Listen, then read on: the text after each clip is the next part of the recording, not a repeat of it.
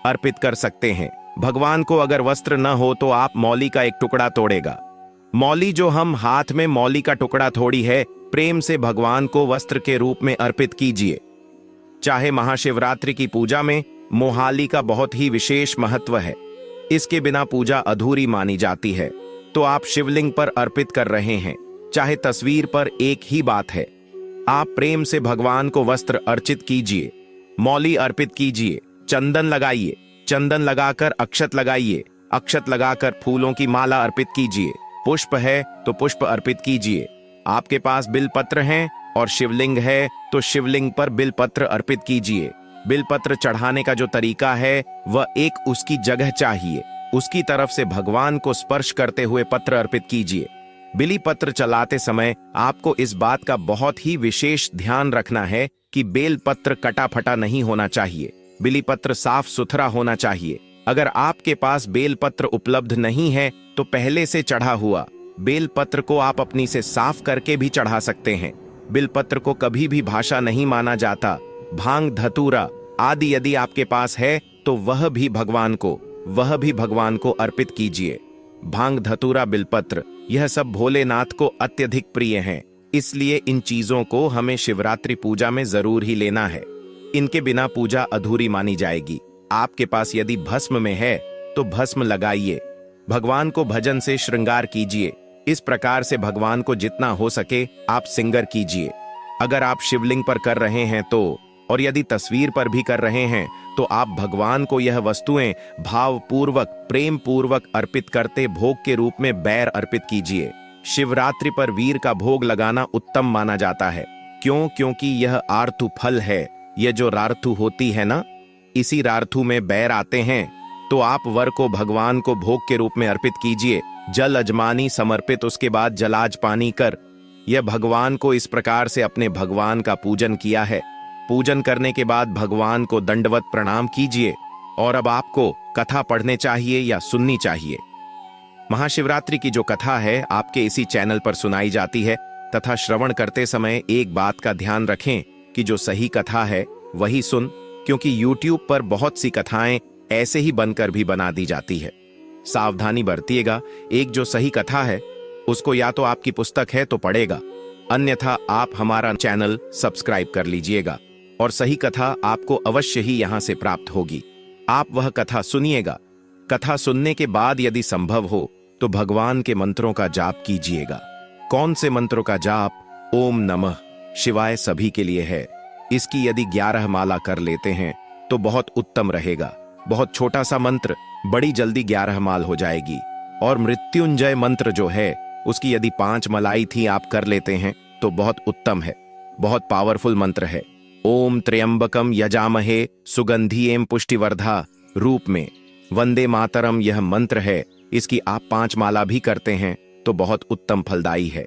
इस शिवरात्रि के दिन उसके बाद भगवान की प्रेम पूर्वक आरती कीजिएगा। आरती करने के बाद करनी चाहिए। किसी भी पूजा के अंत में पुष्पांजलि एक आवश्यक कैसे करते हैं? अपने हाथों में पुष्प ले लीजिए। हाथों में पुष्प लेकर हम मंत्र बोलते हैं, यहां से बोलते हैं, उसे प्रकार से भगवान से निवेदन कीजिएगा। मंत्र आए परमेश्वरी, आवाहन न जाना में विसर्जन समय।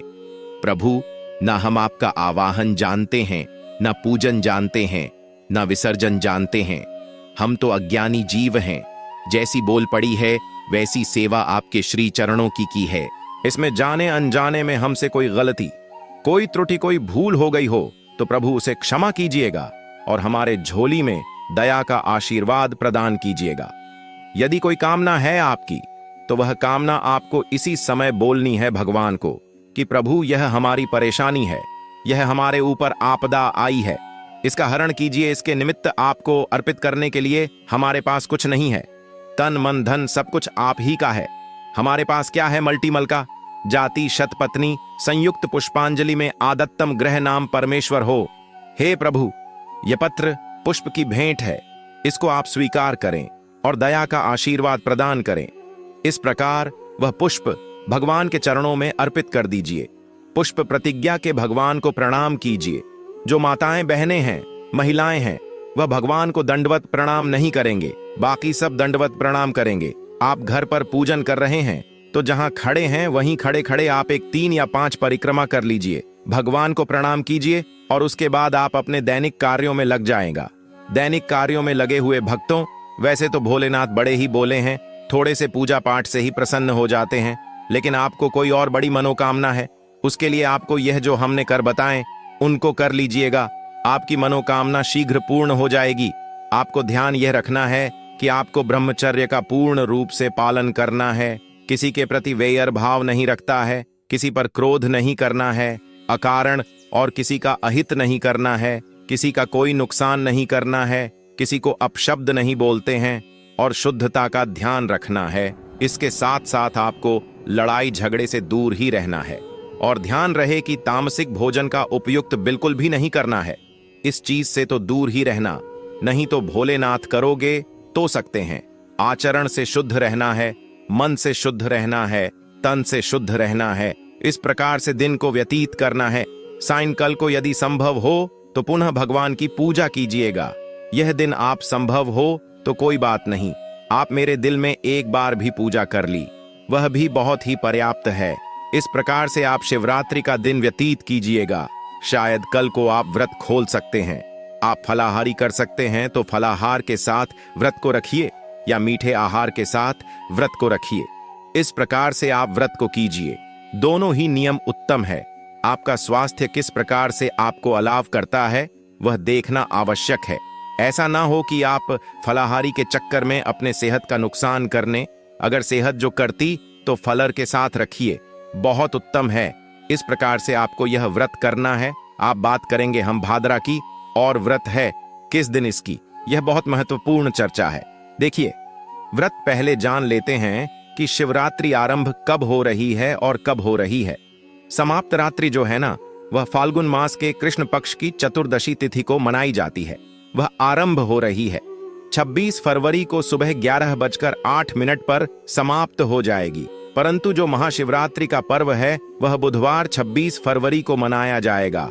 कारण यह कि जो भगवान शंकर की पूजा है ना, वह विशेष रूप से रात्रि के पैर में निश्चित कल की जो पूजा है वह विशेष मानी गई है भगवान की। इसीलिए शिवरात्रि का निर्धारण रात्रि के समय से होता है कि रात्रि को चतुर्दशी कब है। इसीलिए क्योंकि 27 को तो सुबह सुबह समाप्त हो जाएगी, तो भगवान की जो महाशिवरात्रि का पर्व है यह 26 फरवरी को मनाया जाएगा। बुधवार। अब बात आती है भाद्रा की भद्र है या नहीं है, क्या करना है। बदर का जी बिल्कुल भद्र है। भद्रा का समय भी ऐसा ही है, कुछ आरंभ हो रही है 11:08 पर, साथ ही भद्र लग रही है और भद्र समाप्त होगी रात्रि को 10:01 पर। और जो भद्र है ना, वह भद्र भी कुंभ राशि की कुंभ की मुद्रा है। कुंभ की जो भद्र है यह हमेशा हानिकारक भद्र होती है, क्योंकि इसका वास पृथ्वी पर होता है। पृथ्वी पर जब भद्रा का वास होता है तो वह हानिकारक भद्र होती है। परंतु एक बात जो उसमें ध्यान देने वाली है वह यह कि यह भगवान शंकर की पूजा है, भगवान शंकर का व्रत है। भगवान शंकर के व्रत और पूजन में भद्र का दोष नहीं होता है। भगवान शंकर के व्रत और पूजन में जो भद्र है वह किसी प्रकार से हानि नहीं पहुंचा सकती है, वह लागू नहीं होती है।